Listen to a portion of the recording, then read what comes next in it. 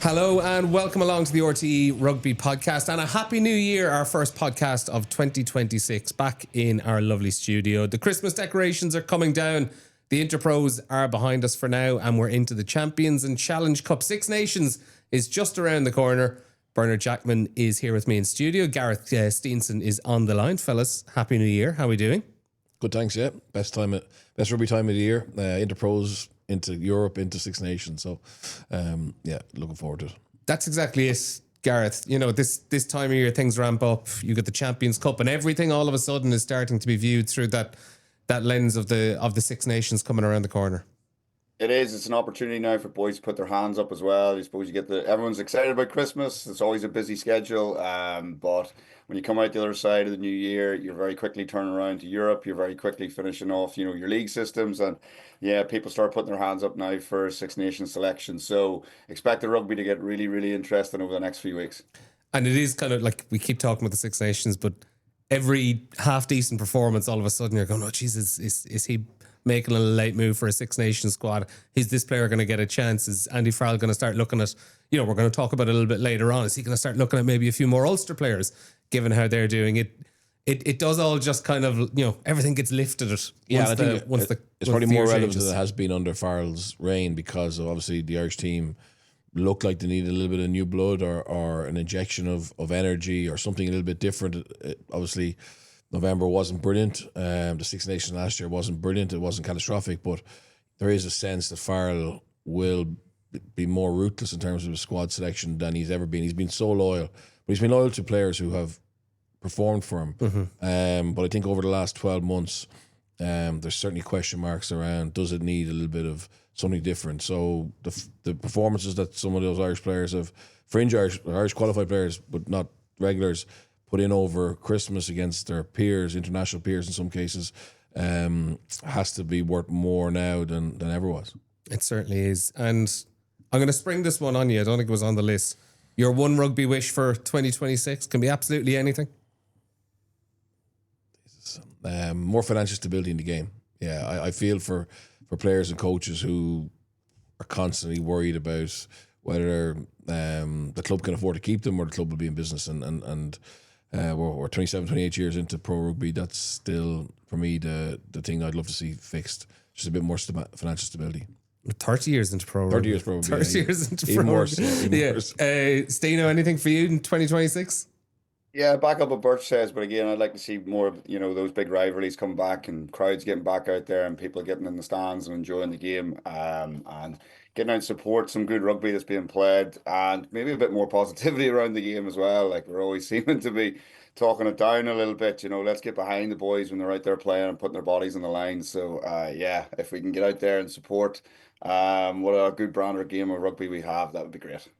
Yeah, I think mine would nearly be along those lines as well. I've actually stopped trying to pick faults in every game every week, and I think we've been talking about it a few times now about the amount of complaints maybe about how the style of the game is at the moment, and at a certain point you just kind of have to go. It does feel like maybe sometimes everyone is tripping over themselves trying to be more critical than the last person and to make an even better point. I think sooner or later you have to just step back and take the game for what it is. Let's move to the matches themselves. 2 Interpros at the weekend and 2 pretty clear winners. Ulster with a brilliant second half to maintain their excellent start to the season. 28-3 winners against Munster in Belfast. And then on Saturday at Aviva Stadium, we thought we had a game for the first half between Leinster and Connacht, but Leinster blew the doors off them in the second half. 52-17 in the end, a 7th win in a row for Leinster in all competitions. Champions Cup is up this week. Leinster host La Rochelle at 5:30 Saturday evening. Then Munster are away to Toulon in France on Sunday lunchtime. And in the Challenge Cup, Connacht and Ulster both in action on Sunday. Connacht away to Montpellier. Ulster take on the Cheetahs in Amsterdam, of all places. Let's start on Ulster though, fellas. 28-3 winners against Munster. 6 out of 8 so far in the URC. 3rd in the table. A game in hand on 2nd place in Glasgow. They've had a very, very good start, Bernard, the whole way through up until January. But I don't know, this felt like a real statement win. I know they had that big one away to Sharks. That felt a little bit out of the blue. It felt like a bit of a, the Sharks can be a flaky team as well. But the way they went about that second half against Munster, particularly after what was a really poor game from both sides in the opening 40, that felt like a real stand-up moment. We're here. Yeah, it was a real positive Christmas for them. If you look at the three Interpros that they played, obviously against Leinster, they had a lot of players out, a very weak bench, but really troubled Leinster with a kind of hit and run type strategy. Didn't overplay, even though they've become a team who are very comfortable on the ball. And so I thought that was really smart. And it was only the strength of the Leinster bench and the weakness of the Ulster bench that stopped them getting a result. Then they went to Connacht, some reinforcements, players back from injury, and got a bonus point win. And then obviously to back that up with a big performance at home. I think they'll be gutted they didn't get the bonus point. That's how dominant they were, and obviously they had a couple of opportunities at the end that they butchered. But given the conditions, it was just great to see Ulster still trying to play the type of game that they've been working on obviously all summer. You've seen it from the first round. They've, like, people say, oh, new coaches need time. Well, from an attacking point of view, Mark Sexton, from round one, they looked like a team who knew what they were doing, and they've just got better and better.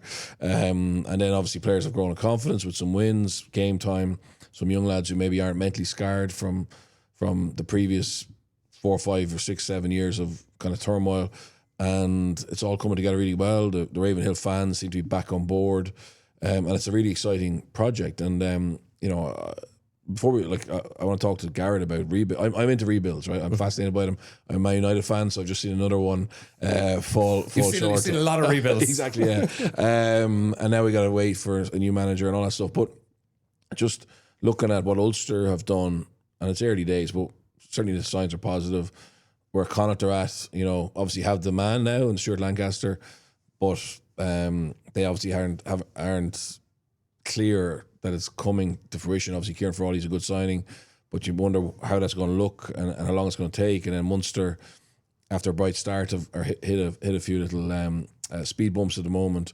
But just looking at England and looking at Harlequins as well, actually, I saw their CEO come out this week and try to explain the problems they have and having changed coach. They've kind of lost their identity. But look, Gareth's experience in Exeter, and obviously Gareth was part of that team who came out of Championship and were the backbone of a side that had incredible success. But then Baxter over the last maybe 2 years has been criticised a lot. Exeter were down near the bottom of the table, but at the moment it looks like they're back, and it's just, from Steenon's point of view, obviously being an Ulster man, watching what's happened there. Looking at Exeter, I mean, what are the key points that you need, as for a fan, that you need to say, it'll be okay, we're on the right track? Yeah, no, look, I see Ulster actually about a year or two down the line, a little bit further maybe than Exeter are a little bit. So from Exeter's point of view, I know whenever I went in after winning the double in 2020, whenever I retired, went into the coaching setup, we kind of lost our way a little bit. We kind of got stuck in a way of talking that this is how we won a double.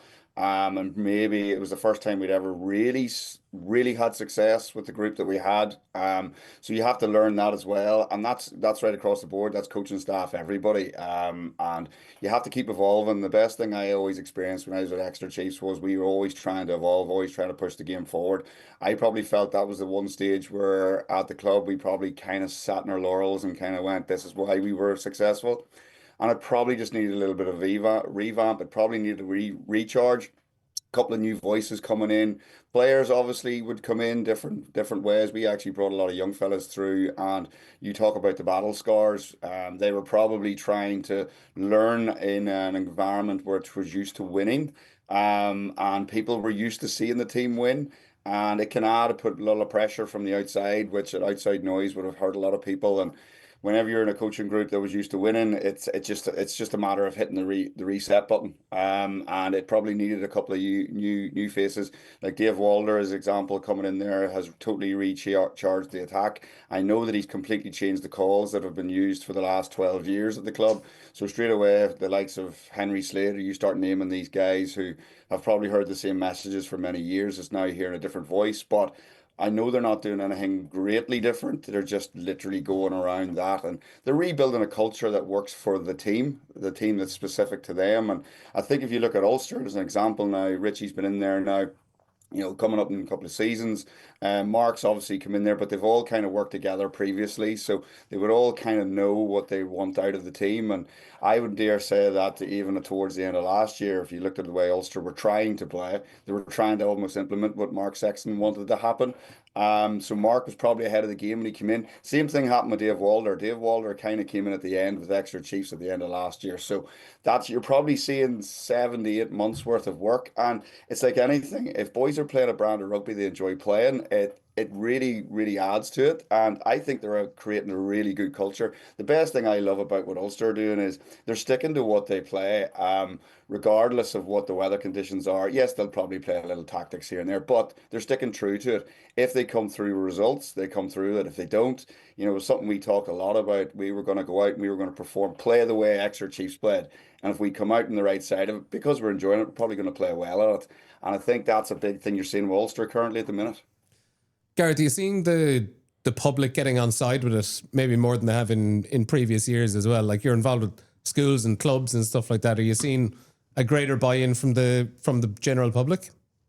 Well, absolutely. Sure, all you had to do was look in the game on the weekend. It was a sellout. So straight away, this is something I was kind of hoping for, that you'll see sellout crowds coming back. People go to watch a good brand of rugby. They don't go to watch, 6-3s and whatever. But obviously, an Interpro like that, it's always going to be tight. But you can see that Ulster ultimately, like Bernard said, they're going to be disappointed they didn't get a bonus point. But they're still trying to play. They're trying to score tries. They've got some players there like Bryn Ward, Zach Ward, these fellas who, when they get touches on the ball, they're exciting to watch. Jacob Stockdale, and people pay to go and watch that. And I think that's the way forward. I think from an Ulster point of view, it's great to see that they've kind of established that this is the type of brand they want to play, and I don't see them changing what they're going to do. Now, if they don't win games on it, I think they're kind of in a position now, they're comfortable to go, we're still better for the experience of playing, and they're going to win more games than they lose. And at the end of the day, if you're scoring, I've got it down that they've got 7 bonus points this year. That's effectively 2 wins, whether you look at it other ways as well. So if you're scoring bonus points, whether you're losing bonus points or winning bonus points by scoring 4 tries or whatever, that's so huge picking up over the course of a season. Where have you seen, like, to stay on the topic of the rebuilds? This isn't the first attempted rebuild in a province in recent years. Munster have had a few. Connacht have had a few ever since Pat Lam left. Ulster, this is probably their second in maybe the last 8 or 9 years. Dan McFarland and now this. Where have you seen the ones that have gone right? Where have they gone right, and the ones that have gone wrong? Is there like a common theme of where they are going wrong? I just think you need to back the leadership. You just need to give them the confidence that they're going to last through it. I think you see a lot of chopping. If you see clubs who chop and change too often, are looking for the quick fix, they're the ones who don't always get there or take a long time to get there. So obviously, the Rob Baxter example is interesting because he's like the Alex Ferguson, real long standing, knows the club inside out. And it's nearly the rare example of the rebuild where it's not a coaching change. Exactly. It's still ultimately the same. Yeah, he can bring in different assistants, but it's the same effective leader. And whether he stays the same or whether he evolves a little bit and changes his philosophy is interesting. But obviously, let's look at an Irish point of view. Clayton, Stuart, Richie, they're not long-standing coaches in the same place. So, and they're all relatively new. Richie's got the bounce now. Clayton, I'd say, is going to go through a little bit of a period where it's a sticky part in the middle where you're trying to implement change and people resist it maybe, or you don't have the right people for the culture you want and the philosophy you want to play, and you got to try and find them. And I think the same with Lancaster. I think both need absolute support from the provinces and the RFU to give them the staff they want and the players they want as quickly as possible, and then just let them do it, because you've paid them big money and you've recruited, scouted them, and they both have big CVs. So if they're the experts, then you just let them put together the team that they need, and the sooner that happens this summer will be ideal, I think, and then you'll start to see the results and you start to build, and that group will stay together then hopefully for 2, 3, 4 seasons. And Steve, as you kind of said in your answer there, a large part of it is the players buying into it and the style of play not really changing week on week to suit conditions. And we saw that on on Friday night in the Ulster game against Munster, where absolutely dreadful conditions, but Ulster maintained that commitment even when there were a load of first half errors around handling. In the second half, they still tried to do the same things. They still tried to run the ball back at Munster, and eventually they got their reward. And I think it's not the first time we've spoken about their back three so far this season. Zach Ward, brilliant. Jacob Stockdale at fullback, looks really high on confidence again. And Werner Koch is the kind of man of the last 6-7 weeks at the moment, playing brilliant rugby. There's like it's a sort of a back three that is kind of getting bums on seats as well. People are showing up to see what they're going to be doing. Yeah, 100%, but it's about getting them the ball. And, they're playing currently in a team that is willing to get them the ball. At the end of the day, if they're playing in a side which is playing 10-man rugby and they're crashing up the middle of the field, forwards aren't comfortable handling the ball, you're not going to see these lads. You're going to see them receiving kicks and running back against, 12 people running at them in a kick chase. So, ultimately, it's about understanding what the strength of your team is. I think, and also the brand that the coach wants to play as well. And I think they've kind of worked out what their strengths are at Ulster as well. And clearly in the pre-season, they went away, they've worked hard at it. The beauty of it as well, they've got a young group there. And again, I can relate back to what I kind of understand around what the Chiefs was. You have to take a little bit of pain, and they were probably taking the pain, but they were probably learning. Like those young fellas were out, they're working on their skills probably last year when it didn't look as good, when they were under a little bit of pressure, not scoring the tries, probably getting close, not getting the job done at the end of the last season. And now it's clicking a little bit. And it's like anything, it's like Bernard even touched on there. You win one game, you win two. You win two, you feel good. You start picking up losing bonus points, you start picking up winning bonus points. And it all seems to just click. And I think at the minute, the way they're going in terms of their rebuild is, they're in a good space. I don't think it's something, and the also thing is as well, they're all playing with smiles on their faces. That's infectious. It's infectious to the crowd. It's infectious to people who want to come and watch it. And ultimately, they're playing good rugby. I just hope that they can continue it with it. So obviously, playing in the Challenge Cup will help them because, again, if they get winning games, they get the knockout stages, you start potentially playing in big games. It only preps you for whenever they get back into the Champions Cup. It seems week on week, there's nearly a new 21, 22-year-old who's kind of getting an opportunity and shining in an Ulster jersey. This week it was Bryn Ward, who's had a handful of appearances so far this season, a lot of them off the bench. He had one little kind of rookie error, I think, in the first half where he tried to pick a ball from the base of the scrum one-handed and lost it forward. But aside from that, like the best player on the pitch, he was destructive, he was dynamic, he was all over the park. He's kind of just I suppose he's still only 21 years old, but encompassing, I suppose, what this Ulster team have been this season of young, inexperienced players, not necessarily young if we're talking about someone like Zach Ward, who's, further into his 20s, but inexperienced players who are just going out there and giving it a go. Yeah, I've seen a bit of him play AIL. He's very powerful. So it's one thing, like his post-match interview, the raw exuberance, playing his first start in Interpro, was so happy to be playing in a packed Ravenhill. And he played with that kind of energy and excitement. But he also could back it up with his power and his footwork and his abrasiveness. So he laid down a real significant marker. I mean, like when Augustus got injured the week before, you're really going to miss him because they need his carry. But then you find a player in their academy who looks like he has the potential to potentially be the long-term successor to someone like Augustus. So he's obviously another cab off the rank in terms of some of those youngsters. I'm actually just a couple of players that aren't new. So I think Nathan Doak is much improved, right? So playing with a confidence, but probably able to play a faster pace than maybe I thought suited him. I think Stockdale is back in form, and then Tom Stewart, right? So like that's a sign of a really good coaching group and a really good environment where players are playing their best rugby. The Bryn Wards are shiny new toys. And they're great. You need lots of them. Zach Ward, obviously, big sevens profile, still newish to 15s to a certain extent, but he's a little bit older. But it's the lads who you've watched consistently over the last 3 or 4 years in Ravenhill or in away grounds, and obviously very good players, but they just seem to have found another 10%. I think that's going to be really interesting for for Ulster's long-term future is that they're getting more out of their established players, but also we talked earlier on about the Irish squad. You know, Nathan Doak, for example, now surely he's top 3. Surely he's number 3 in Irish scrum halves. You know, he missed out in November, so he gets in there. He gets better for that experience. You know, Stockdale gets back in the Irish starting team potentially. Obviously, Hugh Keenan comes back. He probably not going to play fullback, but maybe on the wing. And Tom Stewart, I think, has to be looking at being back in the Irish squad ahead of maybe Gus McCarthy, who's not getting much game time. You know, so suddenly then Ulster now have, and then you add Izzy and Henderson, Postlewaite. Suddenly Ulster can have maybe 8, 9, 10 players. Zach Ward in an Irish squad. You know, that's vastly different than what we were looking at a year ago. I suppose the larger question, though, and I might bring Steenson in on that, is like you've listed out a handful of players, 7, 8, 9 players there for Ulster that are certainly meriting a look in an Irish squad.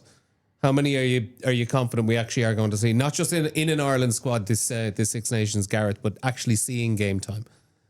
And I would remove maybe someone like Stuart McCluskey from that list who is a regular in a match day squad. I'm talking now maybe about the guys like Tom Stewart, a Zach Ward, potentially, Stockdale, guys who maybe are getting in the odd extended squad every now and again, but aren't actually seeing game time. How many of those are we actually going to see make a breakthrough and be rewarded? I think it's difficult around. Again, it'll turn around to what Andy's looking for. Ultimately, it's going to be down to what way they want to play the game. I think for Tom Stewart, obviously Dan Sheehan, the form that he's in, I do think the way he's playing for Ulster, he definitely put his hand up. He deserves to be in around that squad. Whether, again, injuries will play a part in all this as well. For Jacob as well, I think ultimately, if you look at the way the back three is playing, if you put him in a context, he's probably up against James Lowe. They've both got left foot, so they both are playing on that way. So they kind of can mirror each other a little bit. Also, the fact that Jacob can play fullback as well will help. Again, for Zach Ward, it's probably a little bit early, maybe potentially in around that. If you look at where Leinster are playing, Tommy O'Brien's playing well on the wing whenever he gets the opportunity. But ultimately, I really like what Nathan's doing as well. I think you're probably seeing now with John Cooney left that Nathan's probably established himself now as the main 9. He knows he's the main 9 now, so he'll probably carry himself a little bit different. He's kicking his goals really well too, so he brings that element. He's just signed a new contract, so he'll probably be feeling pretty good about himself. And he's playing good rugby, so he's definitely putting his hand up. How many actually get in and play? I think the next couple of weeks are really important around, and the problem I think that Ulster probably have is they're playing in the Challenge Cup, which may be a hindrance to them, maybe not, I'm not sure, but it'll really boil down to the way Andy wants to play the game and what way he sees it. Ultimately with the French playing in the first game up against those guys, does he go tried and tested, or does he go, obviously it's a away game, it's going to be difficult, and it'll ultimately come down to how they pitch up the training and how they actually carry themselves and all that. So there's a lot of things in around it. How much of them they see game time? I do see more of them getting game time than normal. I do think that Stu McCluskey obviously would be in around that mix anyway. The likes of Jude Postlewaite, if he gets into the squad, does he train well? If they're picking Stu potentially, do they look at going with the 2 Ulster centres?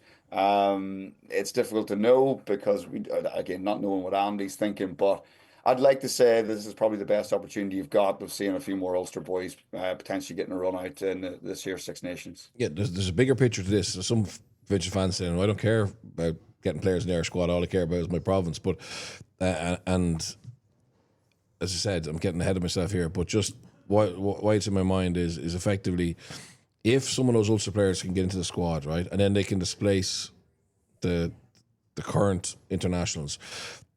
There's central contracts in the equation in a year or 2 years' time as well. And then what does that do for Ulster or Munster or Connacht if they get more internationals? It changes the dynamic of the spend that they have that they can put back into their own squads. If that makes sense. So, and if you look at the age profile, let's take Postlewaite as an example. He looks like he has huge potential. I'm not writing off McCluskey, Gary Ringrose, Robbie Henshaw, Bundy at key, but at some stage they're going to lose their central contracts because they're going to retire. Okay, so if an Ulster player or a Munster player, Connacht player is in position to be good enough to step up and take that central contract, which has historically been in Leinster, well, that's a massive boost on the field, you have a seasoned international, but secondly, you're only paying a percentage of their salary, and that helps then bring through the next generation, etc. So it's been very lopsided. All the central contracts have been in Leinster, but that's something that I think the Ulster bean counters will be looking at and getting excited about. Would it feel like a little bit of an anticlimax if, after all that, the Ireland A team that plays England A in a few weeks' time, if that was the one that was heavily loaded with Ulster players? It would be, but if that's the next step for them, that's what they got to do. They got to go and play in that game and play well and continue to impress. As Steno said, if they get into camp, they got to show that they're like Farrell. In fairness, if you think about it, like there's players who've gone into camp and he's taken an instant. Sam Prendergast, Gus McCarthy. You know, you can impress in camp and get game time. So now, obviously, others would argue that they haven't become first choice, or Gus McCarthy hasn't become first choice, but that's because he's in a position with a lot of quality. But I think the key part is getting into camp, and then obviously, if you play against France in the Six Nations, is ideal. If it's England A, you got to go take your chance. Let's move it on to Munster now, because again, we're talking about rebuild here, and it's been one of the interesting talking points coming out of the game at the weekend, Bernard, was something Clayton McMillan said straight after the game as well. It was a very, very pointed comment. It felt like it was an opportunity for a number of people to put themselves in a jersey in the coming weeks, and we really just walk away with more questions than answers. In the entire post-match thoughts of the Munster head coach, that did actually feel like a fairly damning assessment. Yeah, Clayton's very interesting. Clayton doesn't say very much. He's a very quiet, reserved type of guy. But what he says, he speaks the truth. You know, he doesn't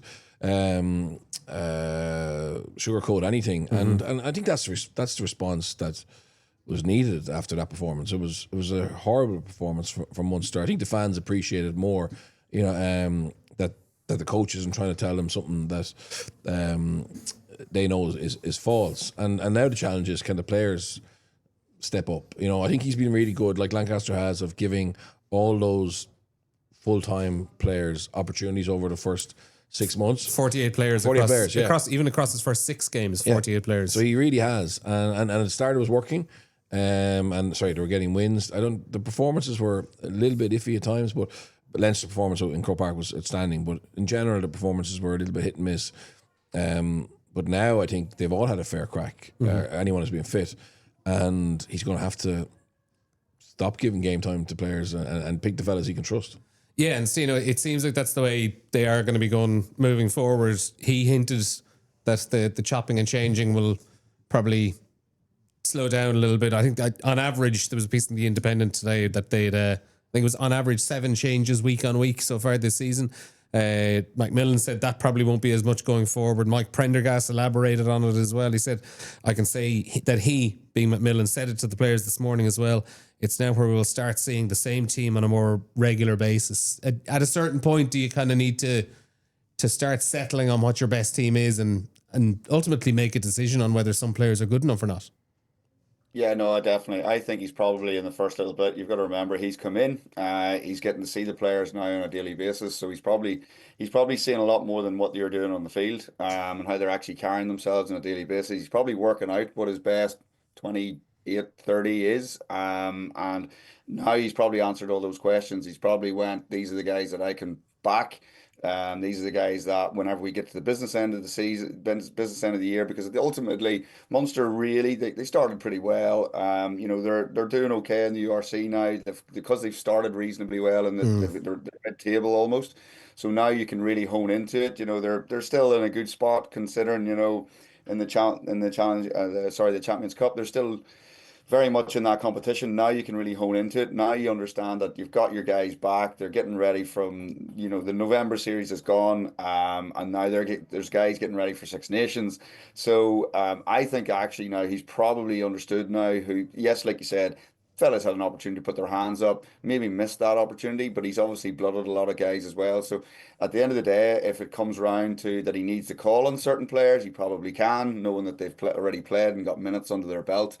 And I actually think now he's probably established, and right across that coaching group, they're probably going to turn around and go, I think I kind of know who my group is now going forward for the rest of the season.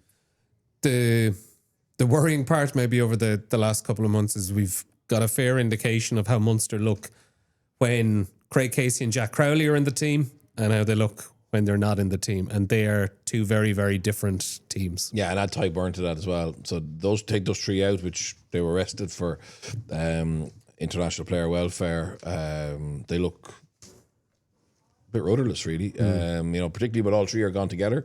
And that's obviously with all of them being internationals, and there's less clashes now, but still, I mean, you can't have that, because even when they have to be arrested, injuries, etc., you can't have a massive drop off, particularly in your halfbacks. they set the tone. So players haven't taken the opportunity of being given game time there, but they can still turn it around. If they get another shot, which over the course of the next 4 or 5 months, they will get one more chance, I would imagine. Most of them. They may not get many more chances. And I'd say if you were some of those fringe players who played the other night in Belfast, you'd be worried about your future. And just on a physicality point of view,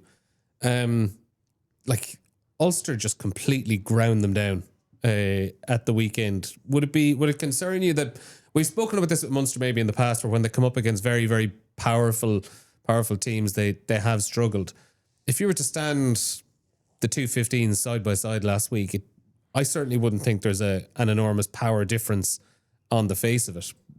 I don't think Munster are massively underpowered against a team like Ulster. No disrespect to Ulster. I don't think Ulster have some powerful athletes now. Zach Ward, Bryn Ward, Izuchuku, etc. Angus Bell. So they have improved in that area, but they're not the litmus test for power sides. But sorry, that's almost my point. Yeah, Munster second best, 100%. And some of those Munster players had stood up to Leinster the week before, manfully, who were a more powerful side, the most powerful side in Irish rugby. So it's the top 6 inches. That's the problem. Why they went up? Like, they never got off the bus, and that's what will frustrate McMillan more than anything else, because don't forget what he hangs his hat on. It's honesty, physicality, a hardness, a consistency, and it just wasn't there. I'm curious to see how much these next couple of Champions Cup and Challenge Cup weeks actually impact Ireland with the Six Nations, because the quirk of the way the games have fallen, Munster played 2 French teams in a row, Leinster played 2 French teams in a row, Connacht played 2 French teams in a row over the next couple of weeks, and Ulster, they're cheated this weekend. I can't remember who they're playing next week, but at least 3 of the 4 Irish provinces are playing back-to-back French teams a few weeks out from Ireland, France, and the Six Nations. Do you think that has the potential to work in their favour? Just get used to maybe a few things. Well, I think, or is that reading a little bit too far into everything? No, but I think it would be very helpful if we got some really good performance, really good wins against them, just in terms of building confidence. I still think that there's an element of, in Irish rugby, just lacking a little bit of real belief that we're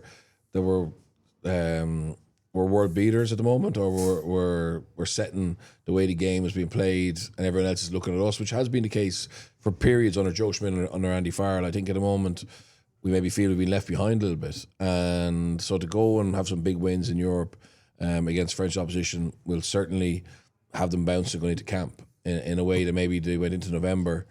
Let's remember, the vast majority of the team that played against the All Blacks played against Munster in Croke Park and were well beaten against a team that they've always been able to beat. So that's not great for confidence. So definitely there's an opportunity to get some confidence and deal with some of these big scrums, deal with some of the power, and just feel a little bit better about ourselves.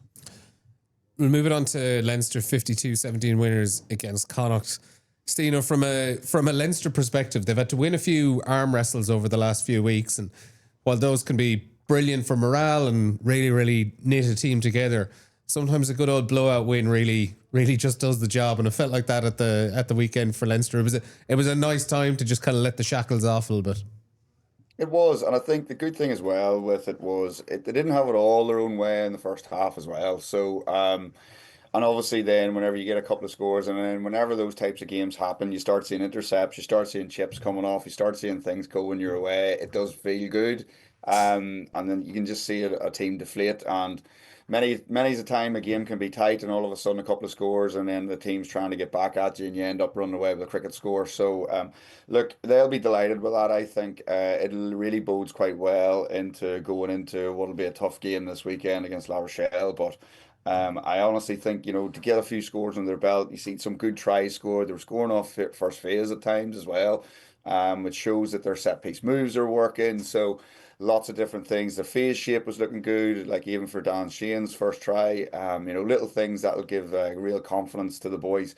And probably give them a real good good factor, because ultimately there's been a few question marks over Leinster over the start of the year. Obviously, they're not sitting top of the URC, which they normally would be in around it, but look, they're still in a good space in terms of like the Champions Cup. And at the end of the day, there's a lot of these guys are test animals. They're used to going out and performing in big environments. And I actually think now when you talk about that confidence thing, they'll be feeling pretty good going into this weekend. And there's a lot to be said for that. And there's a lot of history in around that. And let's face it, they've probably had an eye on this fixture now since the fixtures came out in the list. So in the back of their mind, they'll have looked at it. They'll have gone, all the things you're talking around. Yeah, there's Six Nations coming up soon.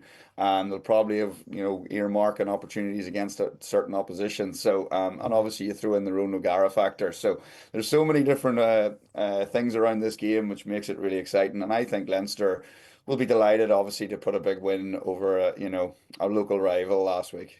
Yeah, it's hard to get a read on how to preview this weekend's game until we kind of see what the La Rochelle team is this weekend, because they put 60 plus points on Toulon at the weekend too, who had a second string team out, and it largely does depend on what sort of a La Rochelle team comes up here this weekend. But on the Connacht win, as Gareth was saying, like, it was a good confidence booster at a nice time in the season. There's 7 wins in a row now in all competitions. Are you seeing that incremental improvement in performance week on week, particularly around the attack, which has been criticised? No, the Connacht game was a vast improvement in terms of attack. Now, in fairness, Connacht are pretty porous, and they weren't under as much pressure as they would have been. It's not a result that'll make or break the season. But it absolutely makes you feel a lot better this week prepping for La Rochelle. Those youngsters who played, like Tector Cooney, JJ Kenny again. I thought Mangan, Deeney were all excellent, and they don't forget, like, some of those. They had a tough South Africa tour, so they 4 months later they're back playing the Aviva in Interpro against some lads that they were in academy with, and really seasoned professionals in Connacht, and were dominant and scored lots of tries. Probably could have scored a couple more. So I think that'll give them huge confidence, because they need to be able to attack more freely than they have been, and I thought it was a great starting point. I thought it was a very good performance, and I asked a lot of questions at Connacht, but at Leinster it's the perfect fill-up for this weekend. I think Roger's always taking this competition seriously, but the reality is La Rochelle are in a bit of a battle in the top 14. They're still going to qualify if they beat Quins next week, which you would say they're well capable of doing that. I'm fascinated to see their selection. And also, I mean, you have to take into account, like, 60 points against Toulon looks amazing, but La Rochelle had rested a few lads the week before when they took 60 against Toulouse. Yeah. Like, with 3 games over Christmas, those French clubs heavily rotate for their away games. Toulouse got beaten in Perpignan. Perpignan got their first win of the season because they rotated heavily. I wouldn't. La Rochelle are still trying to find the right mix. They're not the team that they were. They're in a rebuild mode themselves. Are they dangerous? Yeah, they are. But we'll know a lot more when we see selection. Yeah, form book comes with a health warning when you're talking about the top 14. Bigger picture for Leinster, if we're kind of bringing Ireland into it, looking ahead to Six Nations. The second quarter of that game at the weekend brought out some of the old issues we've seen with Ireland over the last year, where it's penalties compounded by more penalties, and backing yourself into a corner as soon as the opposition get into the 22. There's 2 or 3 penalties that follows. There's Joe McCarthy's yellow card, which, I mean, when you see the replay of that in the stadium, you're going, what on earth was he even thinking to think that he could put his hand on that ball and the referee wouldn't see it? They are the issues we've seen with Ireland over the last while, and Connacht get that opportunity. They score 17 points. I know Leinster pull away in the end, But that was a chunk of that game where you look at it and go, God, if you do that against a better team, you're going to be in serious trouble. Yeah, I thought Andrew Brace came into the game with a very good mindset around he's not going to tolerate any listening to breakdown, and that will actually free up the game to flow a little bit. And I think you saw that in the second half. And Leinster got caught probably for some of the things they got away with the week before against Munster. And I'd imagine there'll be a reaction to that. I think it's actually probably a good thing for Leinster that they were able to win with a bonus point and potentially understand that the game has changed a little bit, and that, okay, the URC, they had been getting away with it, as all the Irish provinces have been. But it seems as if the referees have spoken and said enough's enough, and he saw it in Ravenhill, the swinging around the ruck. It was penalised quite early by Mike Adams, and that's something that Leinster are very strong on, or have been doing a big part of the game. Joe McCarthy's very good at it because he's so powerful. He generally ends up winning that collision at the ruck and end up swinging his legs around. So if that's going to be something that's going to be stamped out in Europe, which I think it will be, stamped out in the Six Nations, well, hopefully that's the warning shot that Leinster and Ireland needed. Yeah, so that's a good thing. That's something to really, really look out for over the next couple of weeks. How referees are dealing with that swinging around at the ruck, and just I suppose keep a little note on how many penalties have been given up for that. Or how they won't have to penalise it because Leinster will have stopped it. And the Irish province will have stopped it, Leinster, because they're all guilty of it. And I think that if they don't stop it in Europe, it'll be blown up in the Six Nations. So we need to stop it. On Connacht, Gareth, again, we're talking about a rebuild again. This has been the theme of this episode. But they're at the stage of the rebuild where confidence looks low at the moment. And I think Stuart Lancaster is probably realising maybe he's dealing with a squad of players who have had a difficult few seasons. And that's a very, very difficult step to get through, I suppose, for new coaches coming in to make people realise. I suppose it's where Ulster were last season, where you're taking a lot of heavy defeats. There's a chunk in games where you can't really close the tap. Yeah, no, it is. It's a difficult one for them, but at the same time, if you just simplify it and go, right, let's say we're at rock bottom here. I'm not saying they are, but let's say you're right at rock bottom. You have to try to put a positive spin on it. And Stuart's been in and around these types of environments where he's went in, obviously.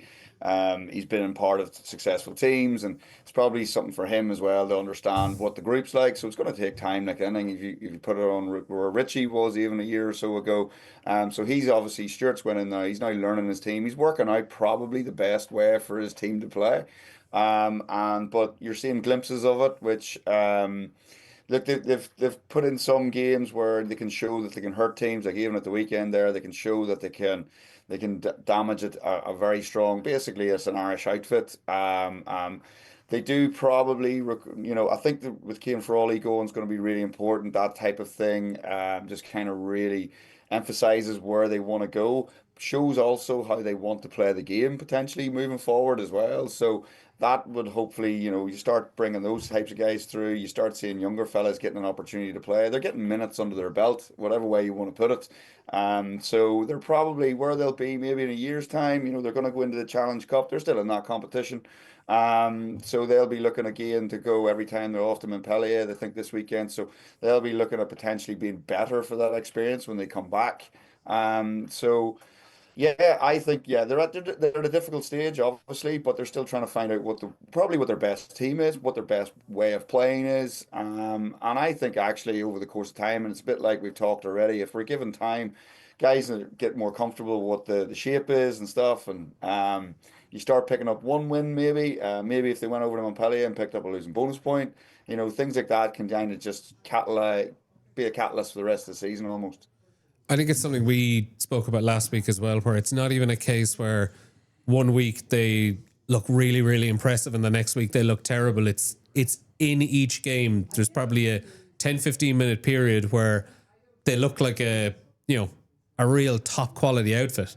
And then there's also a 20 to 25 minute period where they look like one of the worst teams in the league. Yeah, and we saw that at the weekend. Obviously, the response, having conceded 2 tries, to go and score 2 yourself and get back into the game, and then that makes the second half capitulation even more harder to stomach, because you've looked like you deserve to be on the same field as this team for a period, and then You look like you're totally under.